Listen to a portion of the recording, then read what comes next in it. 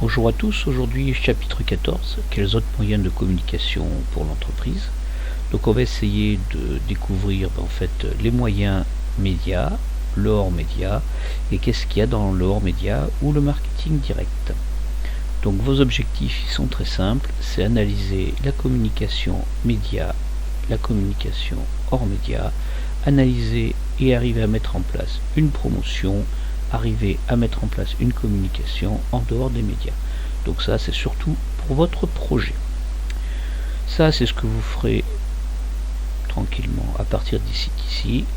Caractériser l'entreprise, c'est de type management, déterminer le positionnement de Decathlon et en quoi est-ce que Decathlon fait de la marketing durable. Vous essaierez de voir la définition et de le définir.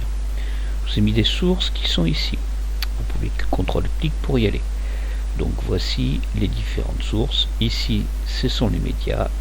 Ça c'est la valeur qu'il y a en fait par média. Et ça c'est la part de marché de chacun. Donc jusqu'ici ces médias et tout ça on peut le considérer quasiment comme tout ça c'est hors média marketing direct. Donc toute cette partie là marketing direct, ça c'est du hors média absolu aussi. Ça c'est hors média, ça c'est hors média et ça peut l'être de temps en temps, mais en fait la majorité du temps c'est hors média. Donc tout ça c'est hors média. Ça c'est une petite explication qui vous servira donc surtout pour l'année prochaine. C'est en fait ça c'est ce qu'on appelle les vieux supports, les supports historiques, et ça c'est maintenant Internet. Donc c'est comment Internet a modifié complètement les avis. Avec nous avons ce qu'on appelle des displays. Ça c'est tout ce qui est publicité classique en ligne. C'est quand vous êtes sur YouTube, avant de rentrer il y a une annonce, c'est ça, que ça soit hors mobile ou sur mobile. Les search, ça c'est quand vous rentrez en fait un lien à chercher et qu'il y a une annonce publicitaire au-dessus. Le mailing ça n'a pas changé, les comparateurs non plus, c'est les sites qui permettent de comparer, et l'affiliation c'est la même chose qu'un parrainage. Ça en fait own, c'est ceux qui t'appartiennent. Ça c'est les médias où tu maîtrises, c'est toi qui maîtrises puisque c'est toi qui mets l'annonce. Donc où tu as ta chaîne YouTube, où tu as ton site internet, où tu as créé une page, un blog, une page Insta, etc. Par contre tu as ceux que tu gagnes, ça c'est pas toi qui maîtrises, c'est les gens qui partagent, c'est les influenceurs qui prennent ce que tu as, et c'est de la publicité spontanée que peuvent faire des gens parce qu'ils trouvent ça bien ou pas. Voilà, les explications sont ici. Attention, une partie donc est organisée et l'autre ne l'est pas. Une partie est traitée par l'entreprise et l'autre ne l'est pas. Et ça c'est la dernière chose que l'on a là. Ça en fait c'est quels sont les secteurs qui ont le plus dépensé en publicité. On voit que c'est la grande distribution, suivi par l'automobile et la culture et les loisirs. Voilà. Donc repérer les moyens les plus utilisés en 2019. On reprend ce truc là, et en 2019 le plus utilisé c'est d'abord la télévision, ensuite le marketing direct, les promos. Voilà, donc télévision, marketing direct, d'ailleurs c'est même en premier lieu le marketing direct, en deuxième lieu la télévision, et les promos sont même avant, mais les promos des fois peuvent être mises aussi en place avec la télévision. Donc promo, marketing direct, télévision.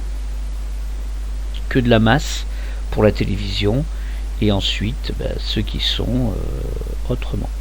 Les plus dynamiques entre 2018 et 2019, donc ceux qui ont le plus fort taux d'évolution.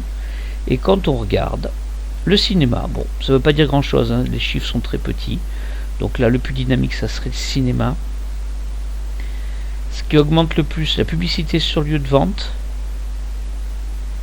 le parrainage, la relation publique et surtout, regardez bien, voilà, le plus dynamique, c'est tout ce qui est digital. Le plus dynamique, c'est des publicités, mais celles qui sont en ligne ou des liens. Ça, c'est vraiment la révolution et l'évolution. Les premiers annonceurs, donc on voit que c'est d'abord la grande distribution qui vont présenter leur promotion, leur marque distributeur, essayer de se repositionner avec Lidl et compagnie, et parce que c'est eux qui se servent le plus aussi du hors média, c'est eux qui se servent le plus de la marketing direct. Après nous avons l'automobile qui eux se servent souvent des deux, pour finir par culture et loisirs, qui eux se servent surtout du mobile. La mode, etc., eux plutôt passent par la télévision ou autre, par les médias, donc c'est pour ça qu'ils sont un peu moins élevés. Les télécoms, il y en a un peu moins, avant c'est eux qui étaient en tête, il y en a moins, parce qu'en fait, il y a moins eu la guerre entre les différents opérateurs téléphoniques. La part du hors-média par rapport aux médias, si on regarde, en fait, soit on regarde les chiffres qu'il y a là, qui sont déjà donnés, donc en fait le média ça représente 25, donc tout le reste c'est du hors-média, ce qui fait quasiment 75%. Donc le hors-média c'est 75% par rapport aux médias. Les moyens les plus utilisés en ligne. Alors en ligne, on regarde. En ligne c'est les liens, c'est ça là. En ligne en fait c'est ce qu'ont les gens. C'est quand même les sites que possèdent les gens. Donc chacun possède son site. Voilà. Pourquoi ? Parce qu'en fait, c'est ceux que les annonceurs arrivent à maîtriser. Et même les displays en ligne. En fait, ils aiment bien utiliser ce qu'ils arrivent à maîtriser eux-mêmes. Et donc le nouveau cœur de communication, il est facile à voir. C'est surtout toute la partie que l'on peut qualifier en fait de médias, d'immédiats, digitaux. Donc si on devait faire une synthèse de ça, elle serait relativement simple. Les médias, donc ils sont au nombre de 5, on peut rajouter 6 quand on rajoute donc internet, on les a déjà vus. Tout le reste, on peut considérer ça quasiment comme du hors média.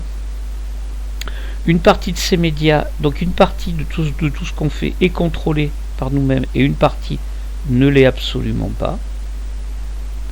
Ok, donc cette partie-là, c'est une partie qui est grise, on va dire ça comme ça, qui n'est pas contrôlée.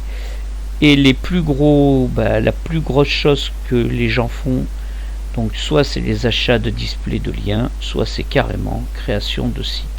Et on voit que le plus utilisé, ça reste quand même le marketing direct, les courriers publicitaires, etc. et la promotion. Voilà.